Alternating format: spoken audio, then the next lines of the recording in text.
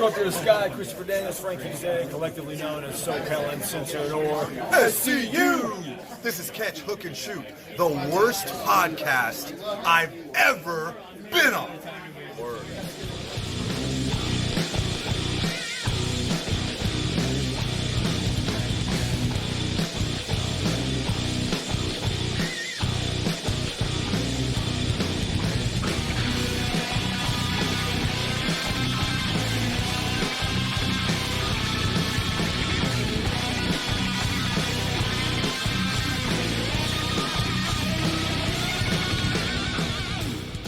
Hey, what's going on, everybody? Welcome to Catch, Hook, and Shoot, the best podcast you've never heard of. My name's Tom. I am your host. Today is Sunday, January the 3rd, 2021. Hope everybody had a safe and happy new year. I want to thank everybody for listening, watching, and subscribing on YouTube, Podbean, Spotify, or wherever you get your podcasts from. Make sure you're following on social media on all platforms. You can find the show at Catch, Hook, Shoot. Head to patreon.com/catchhookshoot for bonus content, prowrestlingtees.com/catchhookshoot for your t-shirt needs, catchhookshoot.bigcartel.com for merchandise you won't find on Pro Wrestling Tees, and you can find links to all of that and more if you head to our link tree, which is linktree/catchhookshoot, or if you're watching on YouTube, you can scan this little QR code right here in the corner of the screen, and you'll find links to everything that is Catch, Hook, and Shoot. And if you ever want to shoot me an email, it's catchhookshoot@gmail.com. So, new year, same show, kicking it all off like we always do with the match of the week.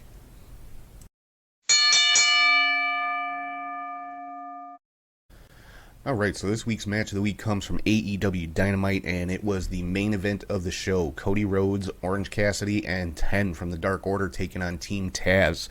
And this was part of the Brodie Lee Memorial Show put on by AEW, and this particular match was put together by Brodie Lee's son, Brodie Lee Jr., or -1 as he's known in the Dark Order. And the match itself was great. It was, kind of an odd teaming of Cody, Orange Cassidy, and 10, but those are Brodie Lee Jr.'s favorite AEW wrestlers. And like I said, it was a great match. 10 picked up the victory for his team, and it was a great, the whole show was a great tribute to Brodie Lee, and this match in particular, because it was, basically put together by his son and was the main event of the night. Match of the week, Cody Rhodes, Orange Cassidy, and 10 versus Team Taz. If you haven't seen it yet, definitely go back and check it out. Check out the whole show of AEW Dynamite from this past week, because it was, like I said, it was a great, great tribute to Brodie Lee, just from top to bottom, the whole show. And I want to make mention of a late addition to the 2020 year-end awards from last week. This one was not included, but I'm adding it now because, well, it's my show and I can do that. And that award is for the Booker of the Year, and that award is going to Brodie Lee Jr., -1 of the Dark Order for this match, because, on paper, like I said, very odd pairing with Cody, Orange Cassidy, and 10, but it worked out great, and they put on a fantastic match. So let's keep rolling right along into the next segment of the show. Here is my top highlights of the week, and it is called the 3 Count. So for the 3 Count this week, honestly, the highlights of the week were all of the tributes to Brodie Lee. I mean, there were, at the very least, there were graphics on pretty much every wrestling show that was on this week.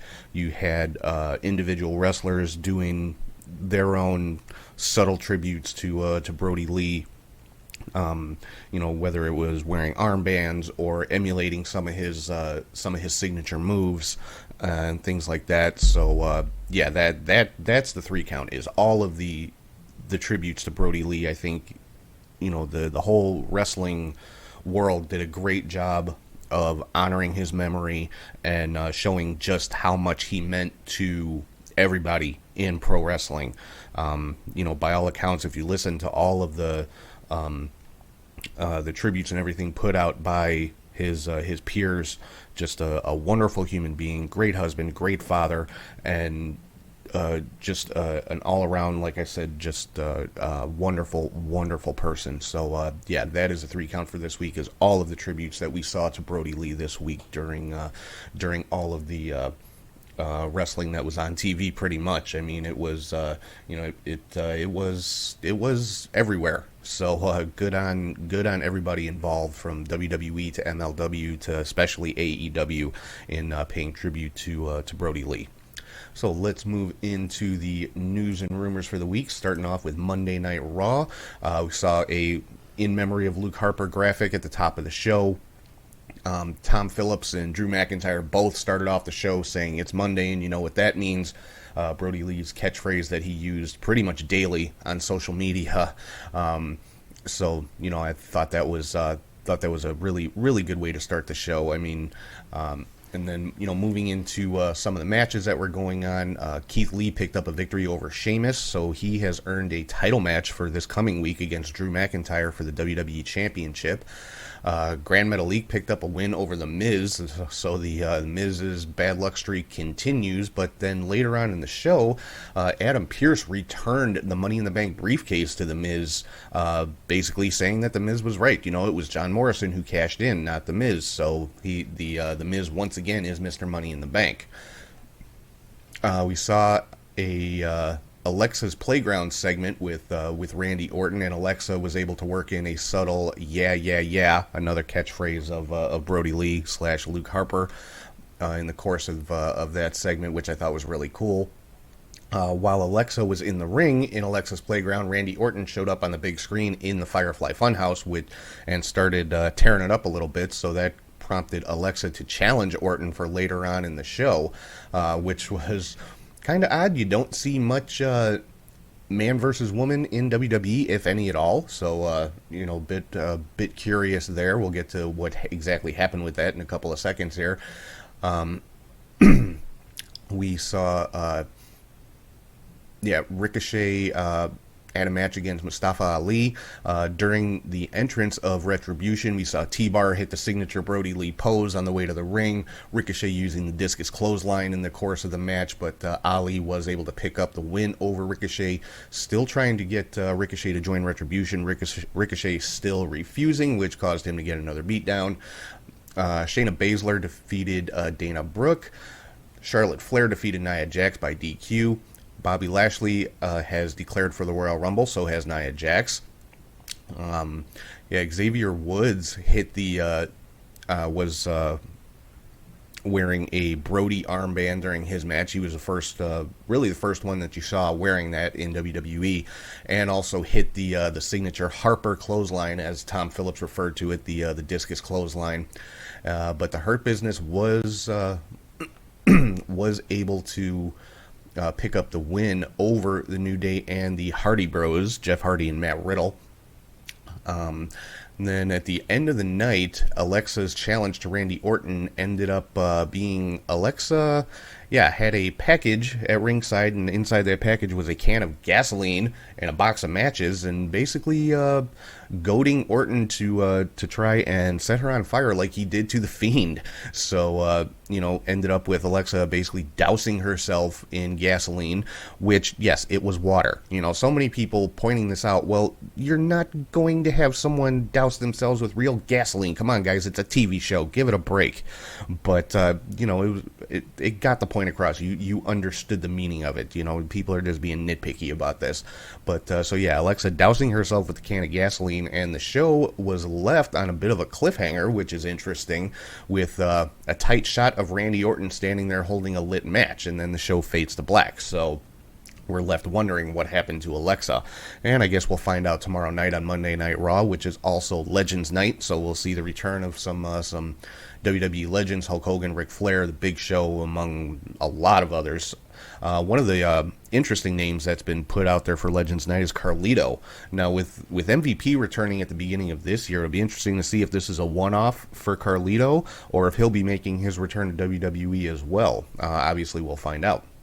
So that takes care of Monday Night Raw. Moving on to AEW Dark, we saw SCU finally pick up a tag team victory. They got a win over TH2. SCU having a bit of trouble as of late. not as cohesive as they once were. Kazarian and Daniels kind of getting on each other a little bit, and Kazarian actually threatening to split up the team at one point. So they finally picked up a victory over TH2, only to be attacked by the Acclaimed, at which point the Young Bucks came in and made the save. So let's move on to Impact Wrestling. Again, saw Brodie Lee graphic at the top of the show. Impact was basically just a recap show this week, so nothing really new going on. We did find out on social media that Sami Callihan has re-signed with Impact Wrestling for another 2 years, so that's huge for Impact. Sami Callihan has been one of their top stars for a while now, so they have re-signed him for 2 more years. Also, Ethan Page is now a free agent, and there hasn't really been too much put out there as far as where he will be going next. I mean, his tag team partner, Josh Alexander, still under contract to Impact for a few more months, so the North as a tag team won't be showing up anywhere new anytime soon, but, we could see Ethan Page pop up pretty much anywhere at this point, whether it's, Ring of Honor, MLW, AEW, NXT, who knows. So keep an eye out for where Ethan Page is going to pop up next. Moving on to Wednesday night, AEW Dynamite. Again, the whole show was all about Brodie Lee. Had the 10-bell salute at the beginning of the show with the entire roster standing on the stage. Saw video messages from a lot of the AEW wrestlers, and the whole night was really about the Dark Order. There were Dark Order members in every match of the night. They had a clean sweep. Dark Order was victorious in every single match, and as it should be. Forget the storylines and all that kind of stuff. This was about honoring Brodie Lee, and the Dark Order was his group. All of them, you could tell, just obviously are heartbroken by his loss, and they respected him so much. So this was the right way to go about it. And then we saw so many other tributes throughout the night. Colt Cabana picked up the pinfall in a match with Cabana and the Bucks taking on Hardy Party, Matt Hardy and Private Party. And then we saw another appearance by the Acclaimed and SCU at the end of that match.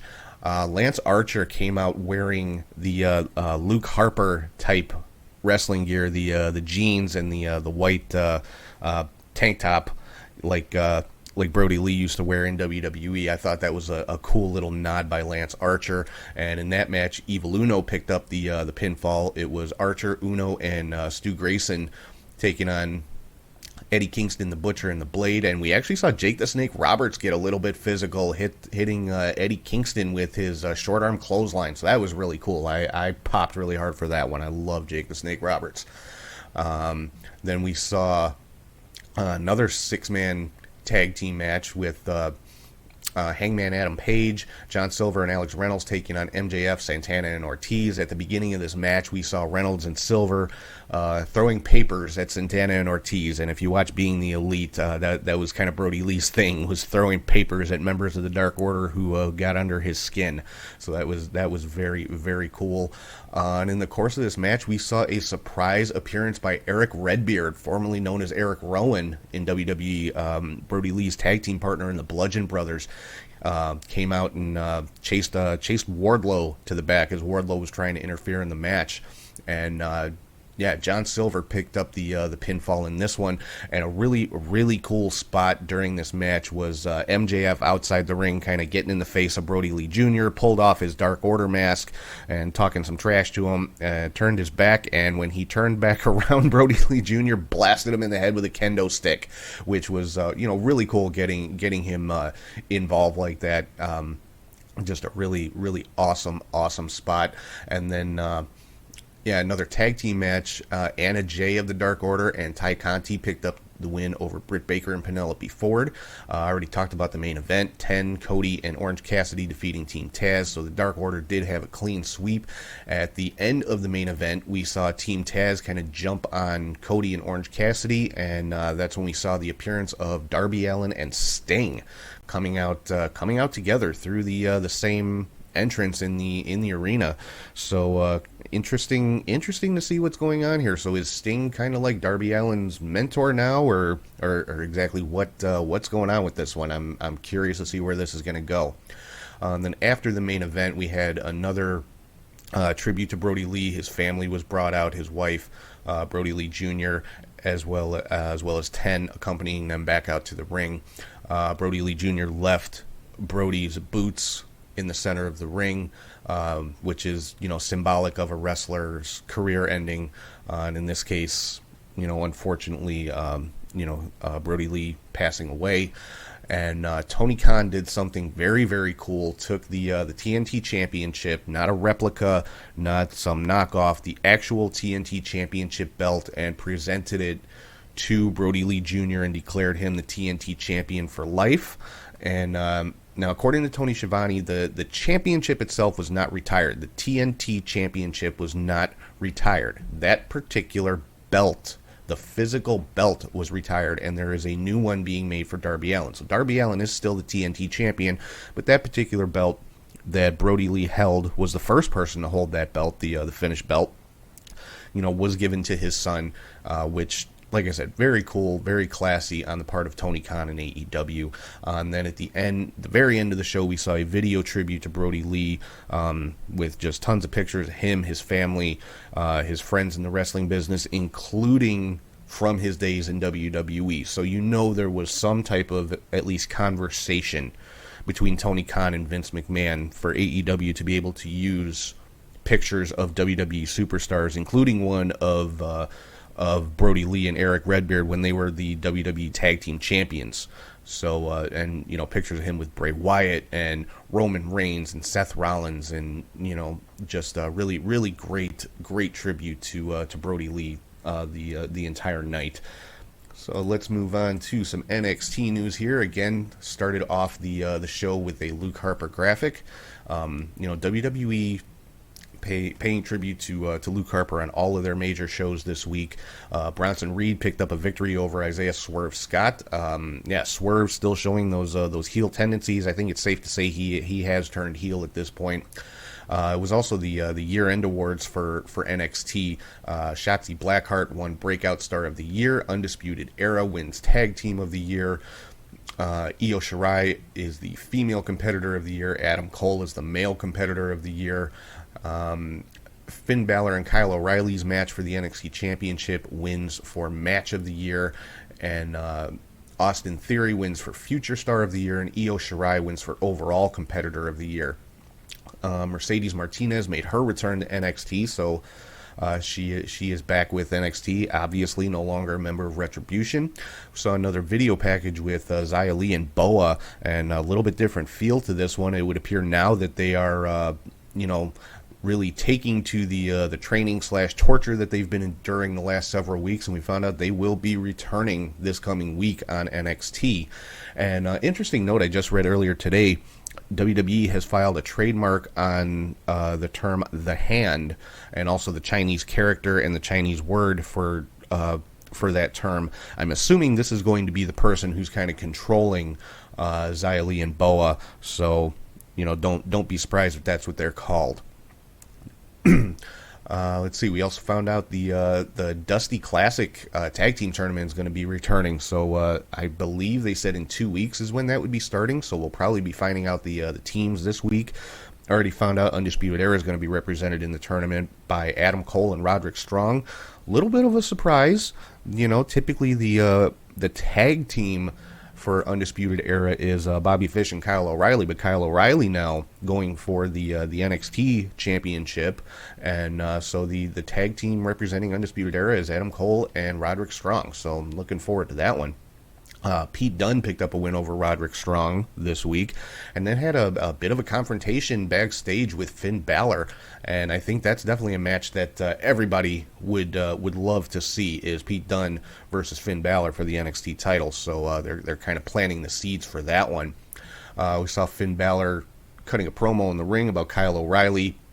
And, of course, this prompted Kyle O'Reilly to come out because they have their title match coming up this week. And also, Karrion Kross and Damian Priest ended up involved in this segment and ended up in a brawl with each other. So, yeah, and that's obviously, leading into their match coming up this week, which we'll get into in a little bit here.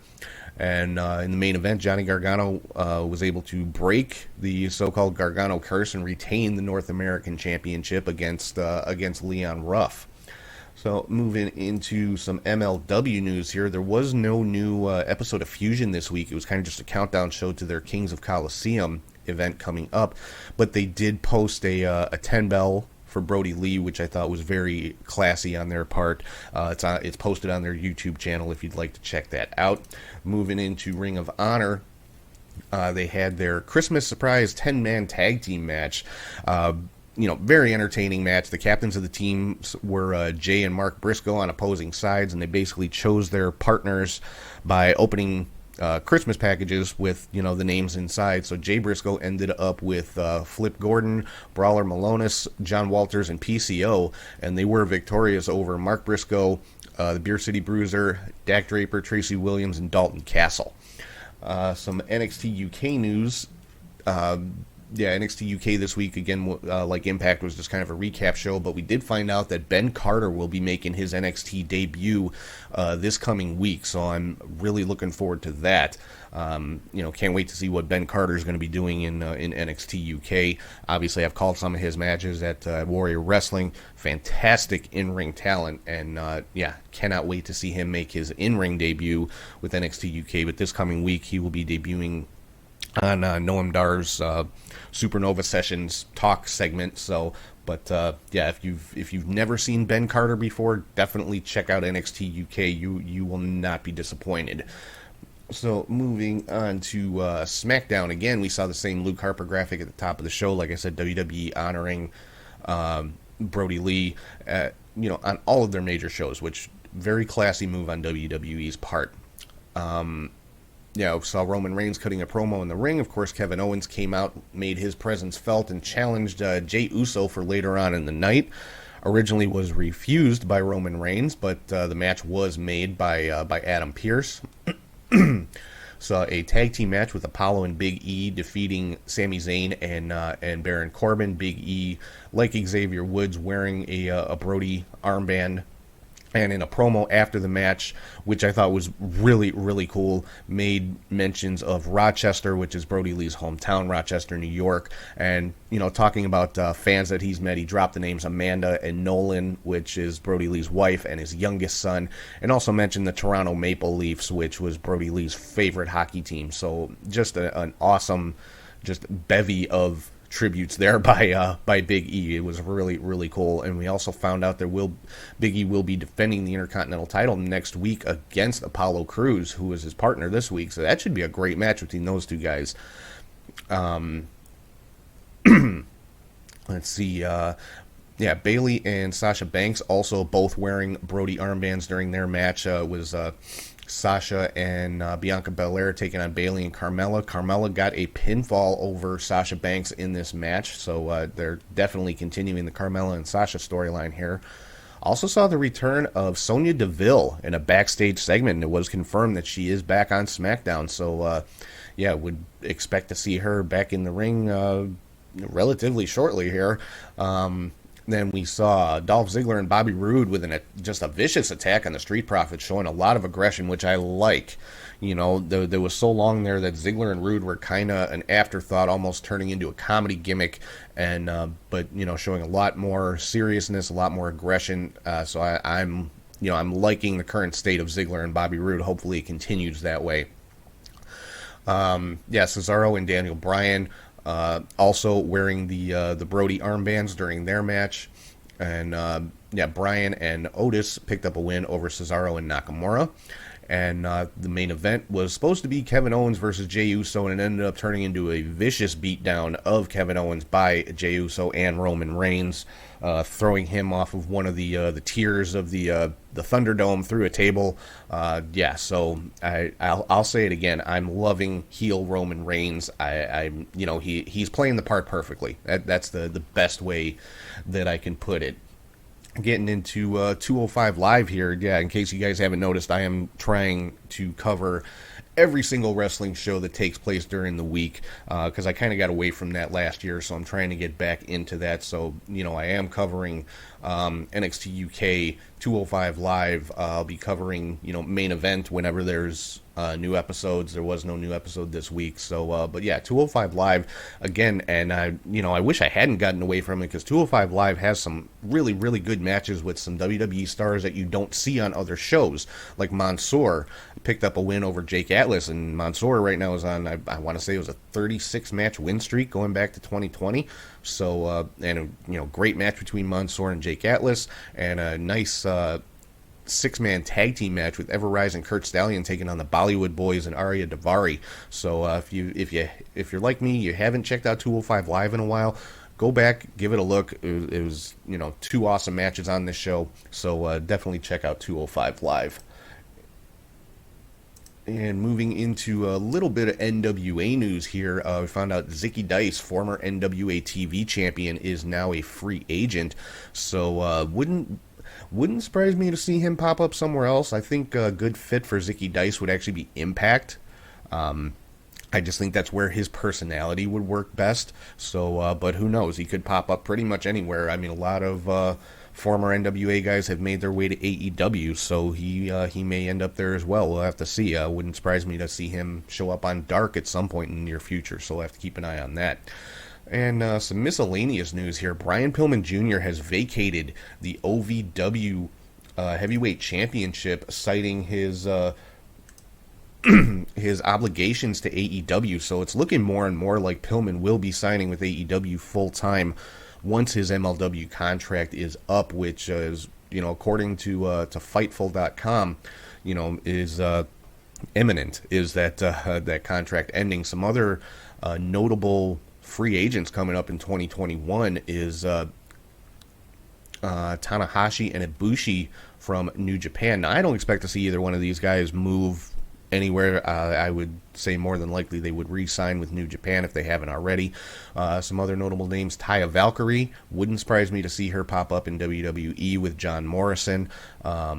Moose, another one whose contract is coming up. Now, this one's interesting because before Moose signed with Impact, he had basically been signed to NXT, and the offer was pulled due to a domestic incident that got a lot of publicity right at that time, and that's how Moose ended up signing with Impact. So it'll be interesting to see if NXT still has any interest in bringing Moose in.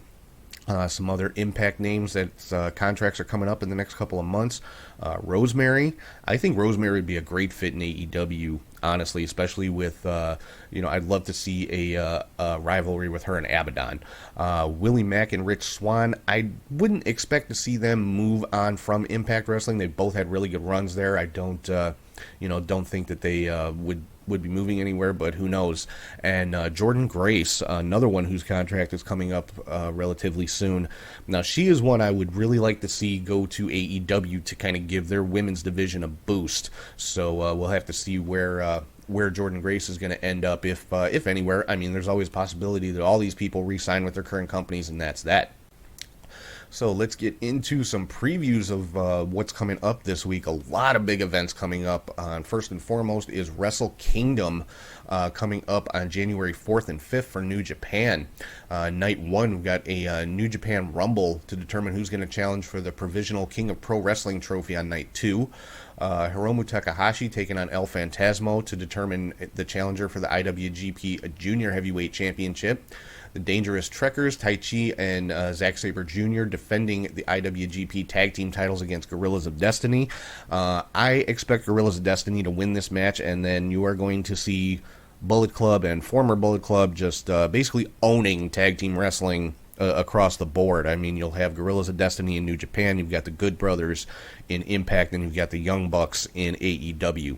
So, and then we've got Kenta taking on Kojima. This match is for the IWGP United States Championship Challenge Certificate, which currently is held by Kenta.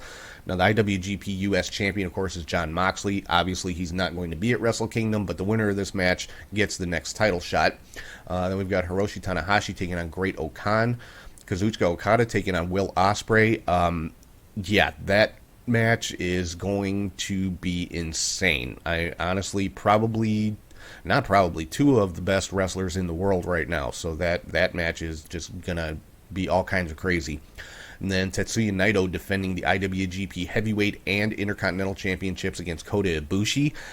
I'm picking Ibushi to win this one. I think Ibushi's going to take those titles on night 1. Night 2, we've got a couple of Stardom exhibition matches kicking off the night.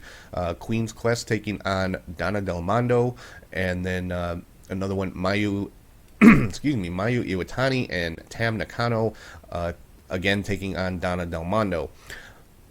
And then we've got a 4-way match for the Provisional King of Pro Wrestling trophy, and that is, like I said before, going to be determined by the 22-man New Japan Rumble from night 1. Suzuki-gun, El Desperado, and Kanemaru taking on one of 8, defending, Suzuki-gun defending the IWGP Junior Tag Team titles. Shingo Takagi defending the Never Openweight Championship against Jeff Cobb. I'm picking Jeff Cobb in that one. Evil versus Sonata. This one is going to just be a fight. I mean, Evil and Sonata have fought each other before, obviously, but they were tag team partners for a very long time, and now they're on opposite sides. So, this is going to be probably, very possibly, match of the night for night 2. Then we've got Taiji Ishimori defending the IWGP Junior Heavyweight Championship against either Takahashi or El Phantasmo, whoever wins from night 1. And then we've got either Tetsuya Naito or Kota Ibushi defending the IWGP Heavyweight and Intercontinental titles against Jay White. So that is the breakdown of Wrestle Kingdom nights 1 and 2. Coming up on the 6th of January, we've got 3 big events in one night. The Kings of Colosseum event from MLW, which is going to see Myron Reed defending the MLW Middleweight Championship against Leo Rush. That match is going to be all over the place, and I cannot wait to see it. Alex Hammerstone defending the National Openweight Championship against Mads Kruger, who is also known as the Black Hand of Contra. Jordan Oliver versus Simon Gotch. This one is just going to be a great clash in styles. You got the speedy, high-flying Jordan Oliver against the mat technician Simon Gotch. So that's going to be a great match with those guys. And then the Von Erichs defending the MLW Tag Team Championships against the Dirty Blondes. Also on January 6th, we've got NXT New Year's Evil. Santos Escobar defending the Cruiserweight title against Grand Metalik. I'm picking Escobar to retain. We've got a fight pit match between Tommaso Ciampa and Timothy Thatcher. These guys are just going to beat the living hell out of each other, and I can't wait to see it. I'm picking Thatcher for this one, though. He won the first fight pit match against Matt Riddle, so I'm going to pick him as the winner in this one against Ciampa. Also seeing as Ciampa won their first match, so I'm picking Thatcher to win this one. A last woman standing match, Raquel Gonzalez versus Rhea Ripley. I'm picking Raquel in this one. She's been on just a tear lately, and I don't see that ending anytime soon. So I think Raquel Gonzalez is going to pick up the win against Rhea. Karrion Kross versus Damian Priest. This is probably the match I'm looking forward to the most. I just want to see these guys get in there and tear it up. I'm picking Karrion Kross for this one, though, especially since it looks like they're going to thrust him right back into the NXT title picture because he never lost that belt. He had to vacate it due to his injury. And then we've got Finn Balor defending the NXT title against Kyle O'Reilly for the second time. I know this is going to be a fantastic match, as was the first one with these two guys. It wouldn't completely surprise me to see Kyle O'Reilly win the championship in this one, but I'm gonna say I think Finn Balor is going to retain. Then for AEW, they've got their New Year's Smash event. It's a 2-night event on the 6th and the 13th. Night 1, Jon Moxley will be returning to AEW. He will be there live in the arena. We've got an faction match for the Inner Circle, Wardlow taking on Jake Hager. That one should be just a hard-hitting brawl with these two guys, so I can't wait to see that. You guys know Wardlow's my guy, so I'm picking Wardlow to win this one. Hikaru Shida defending the AEW Women's title against Abaddon. I'm going to go out on a limb and say Abaddon for this one. I think we're going to see a title change. And then Kenny Omega defending the AEW World Championship against Rey Fenix. I'm going to pick Omega to retain. I'm sure we're going to see some shenanigans from Don Callis. I think it'd be really cool to see the Good Brothers pop up and get involved, but we'll have to see. Night 2, coming up on the 13th, Darby Allin defending the TNT title against Brian Cage. I'm assuming that's when we'll see the debut of the new TNT Championship belt. I'm going to say Darby's going to retain. Darby is, as they say, the face of TNT. He's one of the top stars right now in AEW, as he should be. So I'm going to say Darby's going to retain against Brian Cage.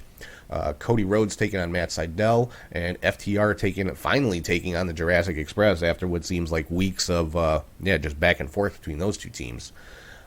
And then finally coming up on the 9th, Impact having their Genesis Impact Plus special. Main event on this one, or what I would say is probably the main event on this one, Willie Mack versus Moose in an I Quit match. I have to pick Moose to win this one. Moose has been on a real hot streak lately. It wasn't stated that this is for the TNA Championship, which Moose currently claims, so I'm guessing it's a non-title match, quote-unquote, but an I Quit match. I'm picking Moose over Willie Mack. And then they're having the Super X Cup tournament, a one-night, 8-man tournament for the Super X Cup. The first round is Ace Austin versus Suicide, Daivari versus Cousin Jake, Crazy Steve versus Trey Lamar, and Casey Navarro versus Blake Christian. Trey Lamar and Blake Christian, both guys that I've seen live at Warrior Wrestling, called a couple of their matches. Both tremendous talents, so it's awesome to see them taking part in this tournament in Impact Wrestling. I'm picking Ace Austin as the winner of this. He's been off TV for a little while. By all accounts, Impact just hasn't had anything for him. So I think this is kind of his road back into the X division, is winning this tournament. So we'll have to see how that one plays out. So that is going to do it for news and rumors and previews and predictions for the week. So right now I am going to throw it over to Charlie G, and he is here with your Indie Cut.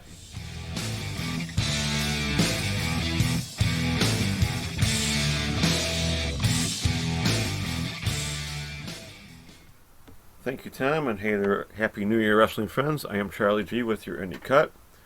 I'm changing things back to what this cut was supposed to be, and that is the U.S. indie scene with a few other Hero and Yoshi promotions that I watch, and maybe even the Lucha Underground recap will return.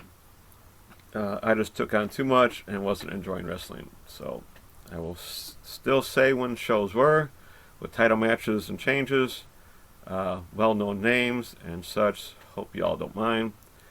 If not, email the show and find me slacking around on Twitch and message me there. So now then, you know what that means. Let's begin with Saturday, December 26th, and Stardom Year-End Climax 2020. Where they still had an attendance, still 700 people. So back on the 26th, it was still okay. There was a 3-way match with Gokigen Death defeating Lady C and Ruaka. And a singles match was Momo Watanabe defeating Saya Ida. Tag match was Maya Iwatani and Starlight Kid defeating Azumi and Riho, which would pretty much be the last of Riho we will see for a while. Don't need to get into that. This politics, of course. Tag team of Himeka and Natsupoi defeated Natsuka Tora and Saki Kashima. 6-woman match, Julia, Maika, and Siri defeated Mina Shirakawa, Tam Nakano, and Unagi Sayaka. In that match, Mina did suffer a broken nose from, I believe, a couple of big boots to the face by Julia. Not going to be sure on that, but she does have a broken nose and will be out for some time. And then for the Goddesses of Stardom title match, Bea Priestley and Kanami defeated the champions Saya Kamatani and Utami Hashita to become new champions. There was a Noah Congo produced Diamond 3 show from Kurgan Hall. Then there was Nagata Pro wrestling show for the Nagata tag titles. Great Kozika and Shinjino Shima defeated champions Kazmu Kikuta and Raichi Kawakami to become champions. Of course, there was New Ice Room 1088 show. Dragon Gate Fantastic Gate Day 11.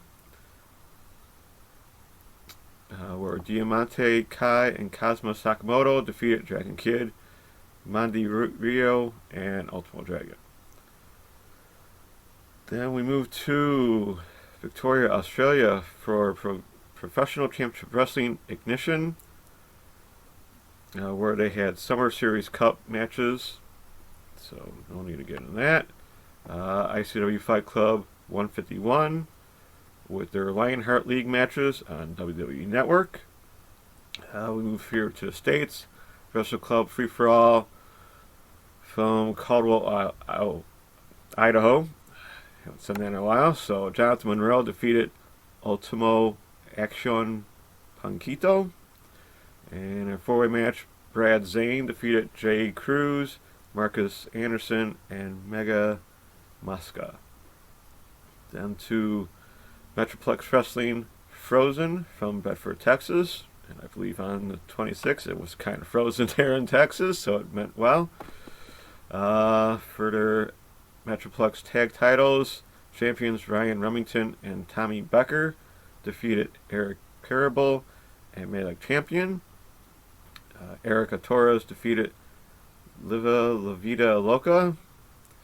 And six-man tag, Casey Clay, Mr. Legs, and Tatum Manning defeated Exodus Prime, Sebastian Envy, and Sky D. Lacrimosa. Over to H2O Subterranean Violence Volume 8, Nightmare After Christmas, from Women's Town, New Jersey.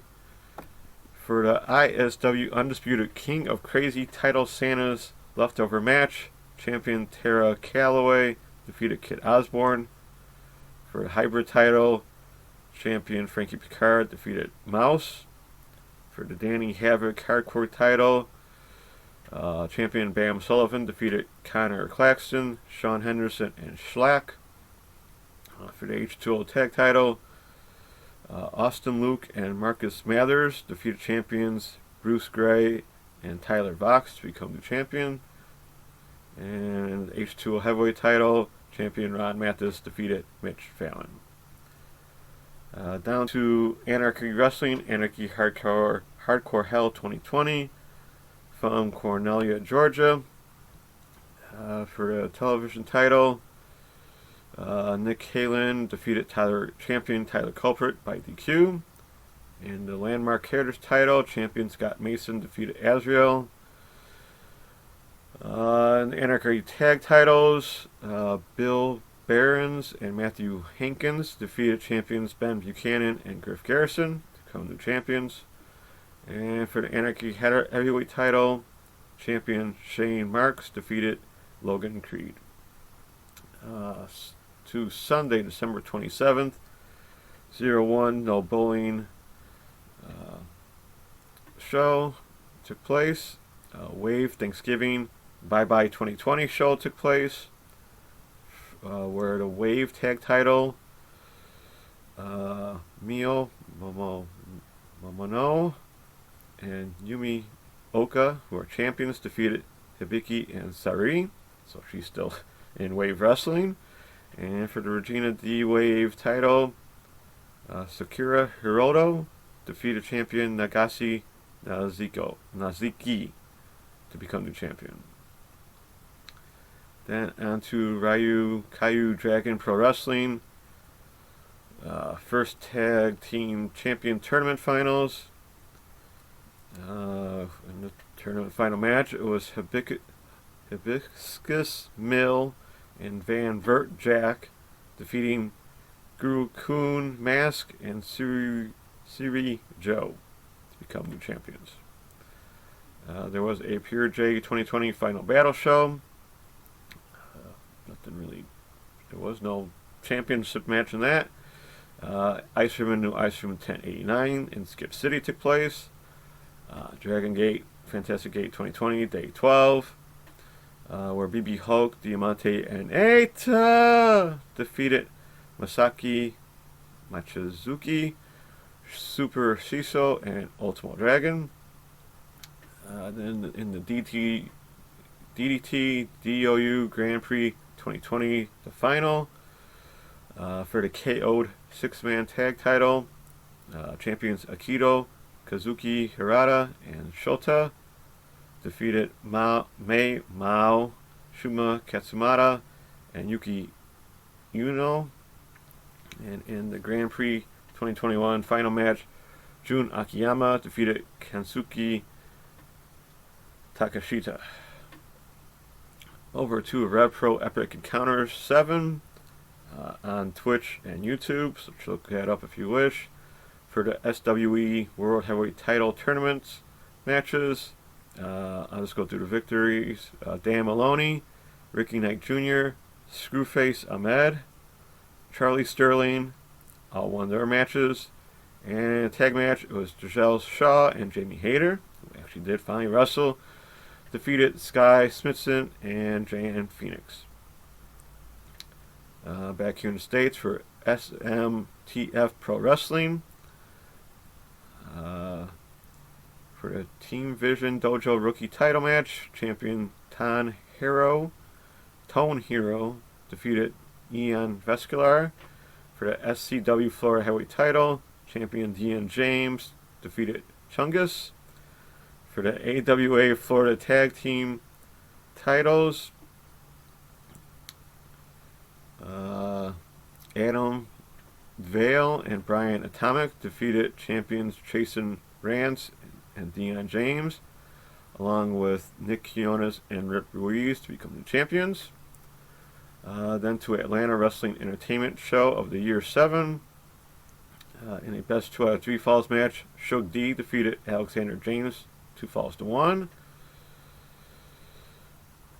Allison Kay defeated Bobby Flacco, and for the GWC title, champion ACH defeated Homicide. To Monday, December 28th, and Marvelous Wrestling in Japan, Asuka defeated Mei Hasazuki. Good with that. For Active Advanced Pro Wrestling, Grand Slam in Kurikan Hall, Risa Serra defeated Rina Singaki. The Strong Hearts Shima, El Lindemann, and T-Hawk defeated Ame Sasamura, Kotaro Yoshino, and Tank Nagi. And for the 2AW Openweight title, champion Ayoto Yoshida defeated Senkiro Yuri. Back here in the States for H2 Undiscovered number 40, Sink or Swim. Frankie Picard defeated Nothing Face. Darren Hardaway defeated Mark Angel. And in best 2 out of 3 falls, Reed Walker defeated Austin Luke 2 falls to 1. Tuesday, December 29th, YMZ Gokigen year-end show took place on YouTube with 2 matches. DDT Ganbare Pro the World 2020. For the Independent World Junior Heavyweight title, Shota defeated champion Asuka to become the champion. Then to Tokyo Pro 2020 final round. I hope there are lots of fun and happy things to do next year. Great title of that show. Where Marika Kobashi defeated Moka Miyamoto. Akari Noah and Sina Shiori defeated Haruno Neko and Nai Kakuta. Hyper Michio and Shoka Nakajima defeated Raku and Suzumi. Miri Ryumi and Miyo Watanabe defeated Mizuki and Pam Harajuku.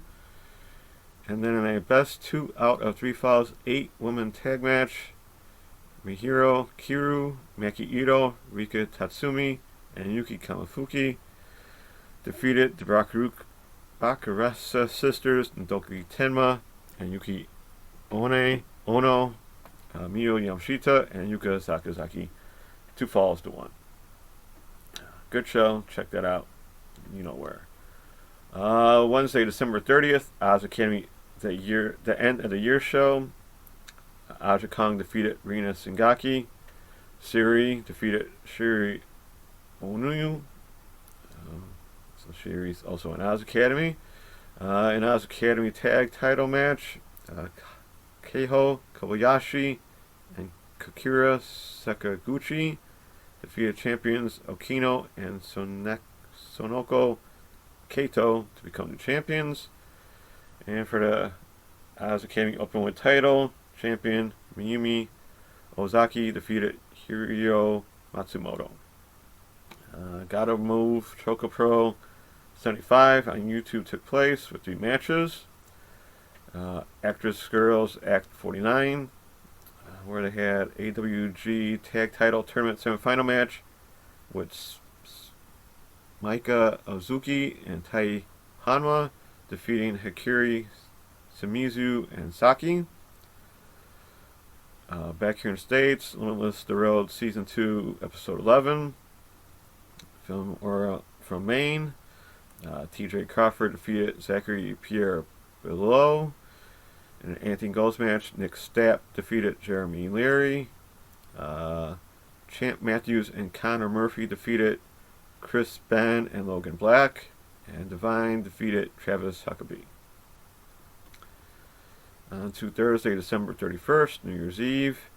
Westside Extreme Wrestling Shotgun 2020 New Year's Special. I believe not on the network, so she's going to have to search for this one. The Rotation defeated Ender Kari. Mike Schwartz defeated Kareem Brigante. And for the Shotgun title, Norman Harras defeated champion Mitahan to become new champion. Then, Independent Wrestling Federation Strike 74 2020 from Moscow, Russia. So Russia, you are now on the map. This show was on YouTube, so check that out if you wish. For the IWF Lightweight Title Fatal 4-Way match, Max Pro Max defeated Alexei Usman and champion Harry Sweet and NMG to become champion. Sorry about these names. And for the Moscow title and the triple threat match, Dmitry Orlov, who was champion, defeated Ivan Markov and Yaroslav Dershaven. Thank you, hockey, for knowing those names. Ice Ribbon, New Ice Ribbon 1090, Ribbon Mania 2020. Show took place.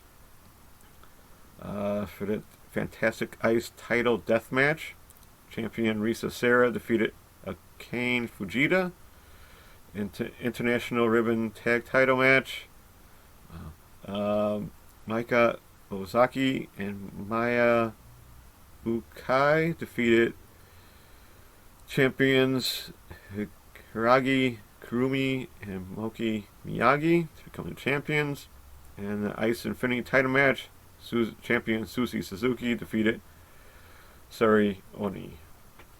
Gatsumu Choka Pro 76 on YouTube, where they had an Asian Dream Tag Title match with Burian Aki and Mei Segura defeating champions Emi Sakura and Kari Yonayama to become the champions.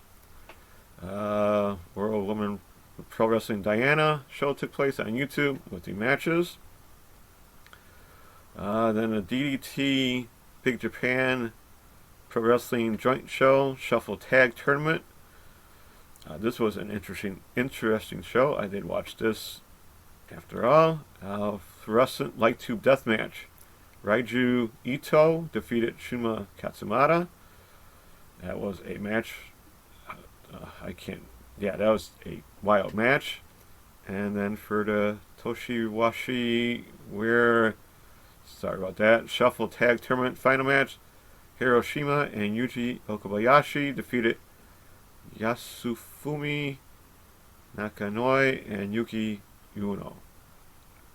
And a really decent match. Back here in the States, for Wrestle Club Ring in the New Year from Caldwell, Idaho. I'll say Idaho eventually, correct, sooner or later. Damian Black defeated Ultimo Action Punkito.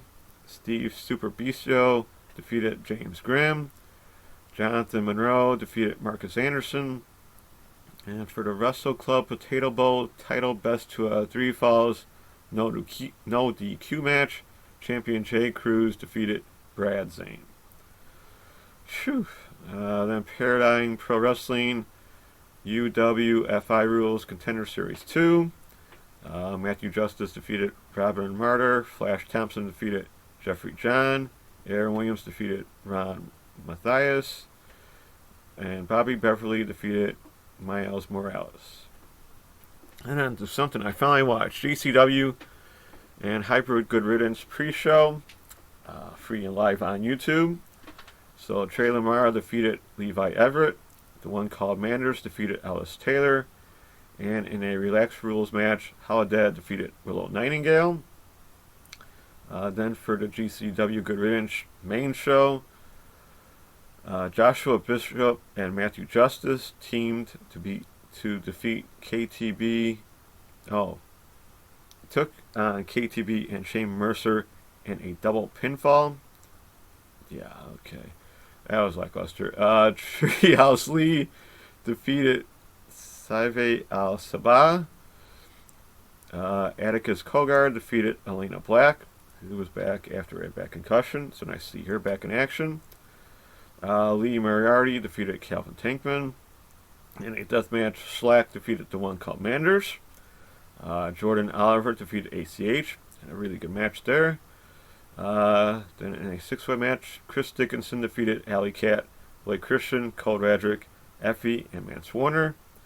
And kind of a quick match for them. They had to waste 20 minutes before their I Quit match that started after midnight. So this was the first match of the new year, here in the States, of course, where G. Raver made Jimmy Lloyd say I Quit in a nasty I Quit death match. Then we go to New Year's Day, Friday, January 1st. YMZ, the 8th Sunrise Show on YouTube, where they also had 3 matches. Wave Nami 1, where they had Regina D. Wave title match. Champion Sakura Hiroto defeated Makato Shindo. Gotta Move Chocolate Pro 77 on YouTube with 3 matches. They're just whooping those shows out, aren't they? Then to GCW 56 Nights here in the States, in Lansing, New Jersey. Jordan Oliver defeated Trey Lamar. Ken Broadway defeated ACH. Chris Dickinson defeated Colt Radrick. Joshua Bishop and Matthew Justice defeated Alley Cat and Effie. In an 8-way kind of a tag scramble match, KTB and Shane Mercer defeated the One Called Manders, Charlie Tiger, Elena Black, Ellis Taylor, Levi Everett, and Steve Scott. Mance Warner defeated Calvin Tankman. Blake Christian defeated Lee Moriarty in what I'm saying is the match of the year so far. That was really good. And in a death match, Alex Colon defeated Atticus Kogar. On to earlier today, Saturday, January 2nd. All Japan New Year's Wars 2020 Day 1 took place. Masato Tanaka defeated Zeus. And for the All Japan World Tag Title, Kento Miyahara and Yuma Ayagi defeated champions Shuji Isukawa and Suwama by referee's decision to become new champions.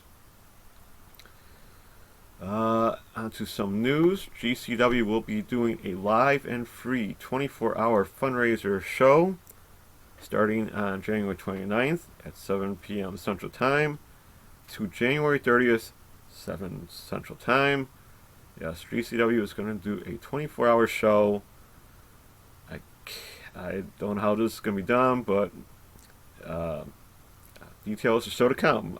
My guess will be on YouTube, as they did the last show on the YouTube channel was a fundraiser show as well, and it sounds like it will be for all independent wrestling promotions. So I'm guessing like a 24-hour collective show with no fans. They learned from that. I will keep you informed on the details when I find out more myself, because it sounds interesting and it's good for independent wrestlers who have no income and don't know what's going to go on the rest of this year. So good for GCW. Now, as I said last week, since I do have some time, some quick independent awards. This is my opinion only, no one else's.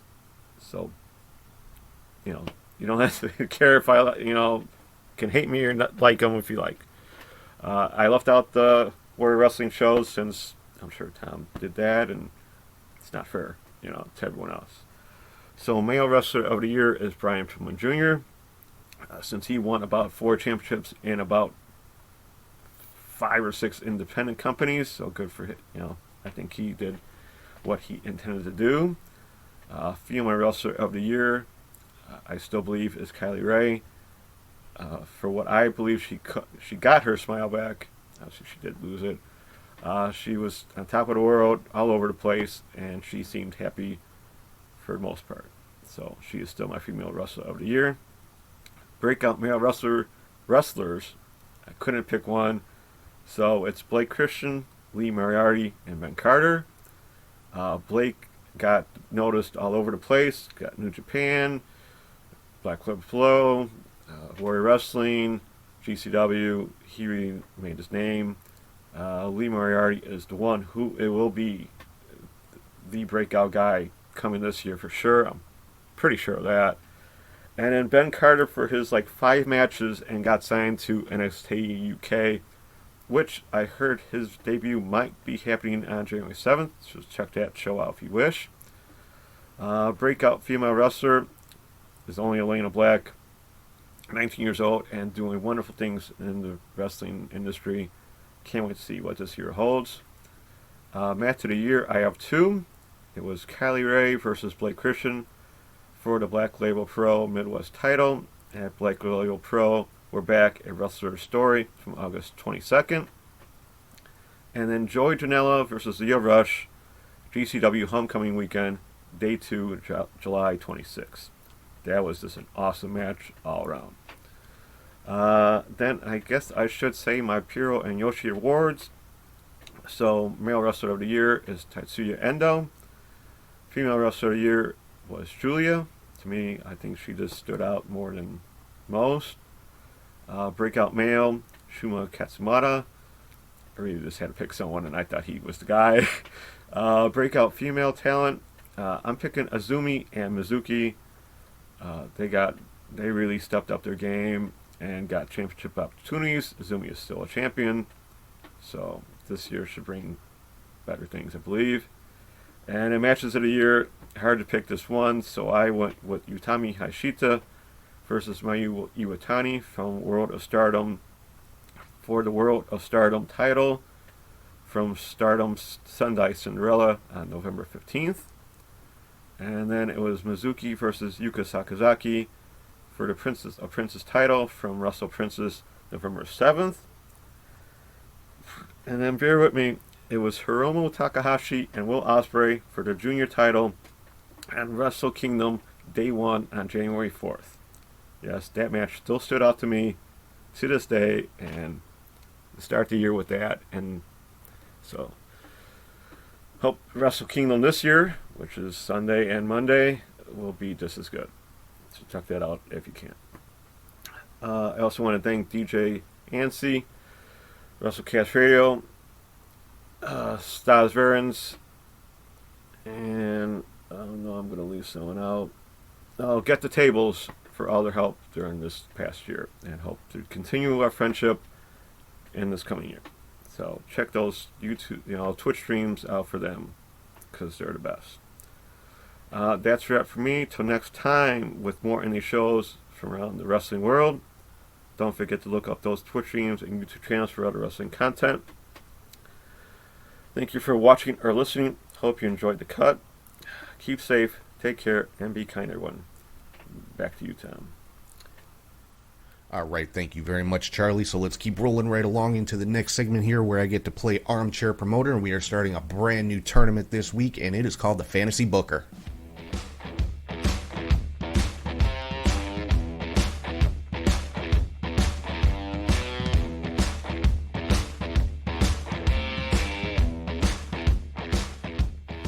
Alright, so this week on the Fantasy Booker, we are starting off the new year with a brand new tournament, and this one is for the currently fictional Warrior Wrestling Tag Team Championship.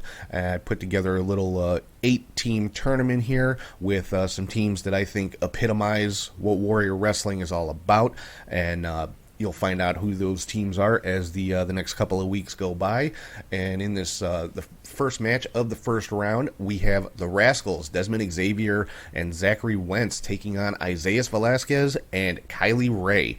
Now, I put a couple of mixed tag teams in here because when the last time I had Steve Tortorello on the show, we talked about the possibility of Warrior Wrestling tag team titles, and I asked him the question, would it be limited to only men's teams? And he said no, he doesn't see any type of restrictions or limitations being put on those titles. So, trying to stay, keep it as true to reality as possible here. Now, I know Dez and Wentz have just recently signed with WWE, so if this a tournament like this ever does take place, they won't be a part of it. But hey, no tag team is more Warrior than the Rascals, so I had to put him in there. And Isaiah Velasquez, the ace of freelance wrestling, Kylie Ray, the current Warrior Wrestling women's champion. I think this would just be an awesome match. It would be awesome for the fans. I mean, this match would just be a lot of fun. It would be all over the place, all over the gym or the football stadium, wherever it was held at. It'd be all over the place with these four in there. But in the end, I would have to give the nod to the Rascals in this one. So Dez and Wentz moving on to the semifinals of the Warrior Wrestling Tag Team Championship tournament here. So moving on to the final segment of the show here, where I give kind of an unpopular opinion, and this week is definitely a polarizing topic to say the least, and I am talking about the weekly hot take.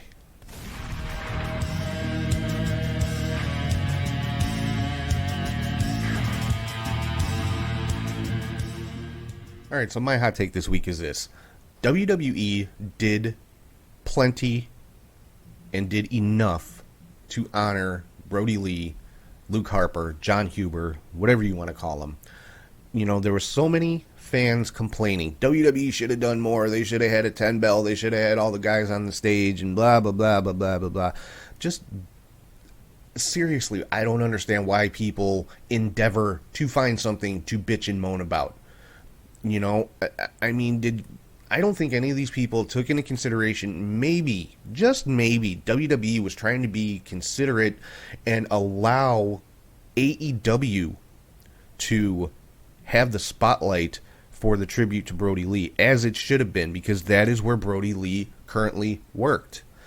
Had he still been in WWE, he probably would have gotten all that stuff. Would have got the 10 bell and all that, just like Owen did, just like Eddie Guerrero did, just like Chris Benoit did before they found out the circumstances behind that. But because he was no longer working in WWE, and because, AEW comes on after Raw, 2 days after Raw, maybe, just maybe, WWE showed a little bit of common courtesy and decency and didn't want to take the spotlight away or overshadow AEW, because that was Brodie Lee's home. Okay? I mean, we saw the graphics at the beginning of every WWE show this week to honor Jon Huber as Luke Harper, and we saw the subtle little tributes from the wrestlers and the announcers talking about, oh, you know what that means, or yeah, the Brodie Lee armbands, the Luke Harper pose from a lot of wrestlers, the discus clothesline being used. It's enough. Seriously, you're nitpicking about something that really isn't your business to nitpick about. Brodie Lee's family was, very happy with the tributes that he got from AEW, and had WWE gone over the top with the 10 bell salute and video packages and stuff like that on Monday Night Raw, they would have been accused of trying to overshadow AEW. So there's no way to win. There's no way to please half of these fans, quote unquote. I use that term very loosely because a lot of these people, they're not fans. They're critics, or they want to be critics, and so pretty much whatever. WWE did plenty. They did enough. It was subtle. It was, it was enough. That I don't know any other way to put it. There were the subtle tributes. There were the obvious tributes. And, I think WWE did a very classy job of honoring, Brodie Lee, somebody who, let's face it, did not have a good relationship with WWE when he left. He was one of the first wrestlers to publicly say he wanted his release, because that's how unhappy he was So, obviously not a good relationship there, but WWE, casting all that to the side because the man lost his life. Somebody lost a husband, somebody lost a dad, and that's bigger than any petty little disputes in pro wrestling. So I think WWE did a good job with the tributes that they did. We did see a video package come out after Dynamite had done theirs. So that right there tells me that, that is exactly the case. WWE held back and, stepped to the side to allow AEW to be the primary, I guess you could call it, tribute show for Brodie Lee, which was the right thing to do. So all these people crapping all over WWE for not doing enough, seriously, get a life, go outside, talk to people, do something, because you got way too much time on your hands if you're going to nitpick this kind of thing. All right, so that is pretty much going to wrap it up for this week. Coming up next week, I've got a preview of Impact's Hard to Kill pay-per-view, another first-round match in the Warrior Tag Team Tournament for the Fantasy Booker, and results from all the big shows that we broke down over the course of this show. So I hope everybody will tune in for that. Again, I hope everybody had a safe and healthy and happy new year. Thank you to everyone again for listening, watching, and subscribing on YouTube, Podbean, Spotify, or wherever you get your podcasts. Make sure you're following on social media at catchhookshoot on all platforms. Patreon.com/catchhookshoot for your bonus content, ProWrestlingTees.com/catchhookshoot, and catchhookshoot.bigcartel.com for merchandise, and you can find links to all of that and more at linktree/catchhookshoot, or just scan this little QR code right here in the corner of the screen if you're watching on YouTube. And make sure you drop me an email at catchhookshoot@gmail.com with your questions, comments, or anything else you'd like to say about the show. So with that, I am going to sign off. Hope everybody has a great week. Enjoy all of the ridiculous amount of wrestling that is coming up this week, and I will talk to you guys soon.